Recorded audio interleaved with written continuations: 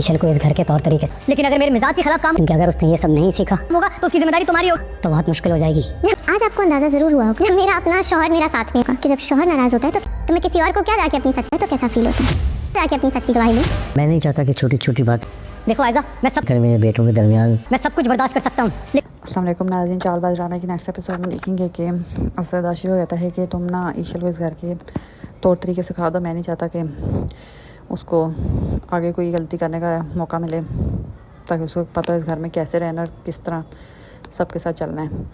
तो आशिर फिर ईशल से बात करता है तो ईशल उल्टा उसे और लड़ने बैठ जाती है। कहती है कि मेरा तो शौहर ही मेरी बात पे यकीन करने को तैयार नहीं है, तो मैं किसी को क्या अपनी सच्चाई बताऊं, कौन मेरी बात पर यकीन करेगा। तो ईशल पहले नाराज़ हुई होती है आशिर से।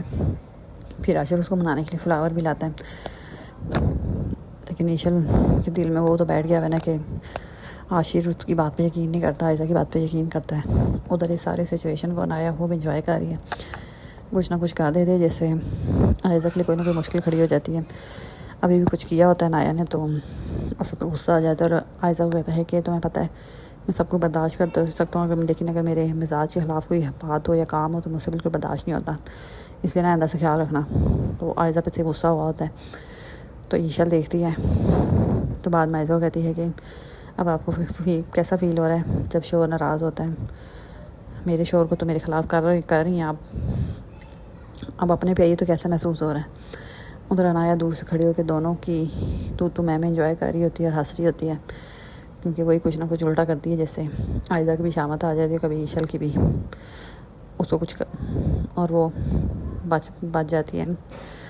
उधर आशिर और असल कबाब भी परेशान है, कहता है कि मैं नहीं चाहता कि घर की इन छोटी छोटी लड़ाइयों में और मेरे बेटे आपस में लड़े और एक दूसरे से बात करने से भी जाएं। दिन ब दिन इस घर के हालात हो पता नहीं क्या होता जा रहा है, हर वक्त लड़ते ही रहते हैं, पता नहीं हो क्या गया मेरे घर को, क्योंकि वो डरता है कि तीनों भाइयाँ आपस में लड़ ही ना पड़े और बात करने से भी जाएं। इसलिए वो चाहता है कि हमेशा साथ रहें, खुशबाश रहें, एक साथ होके बीवियों के पीछे ला के एक दूसरे से लड़े मत। लेकिन आयज़ा तो ये नहीं चाहती, वो तो चाहती है कि सब लड़े मरे आपस में और एंड में वो अकेली राज करे इस घर पे।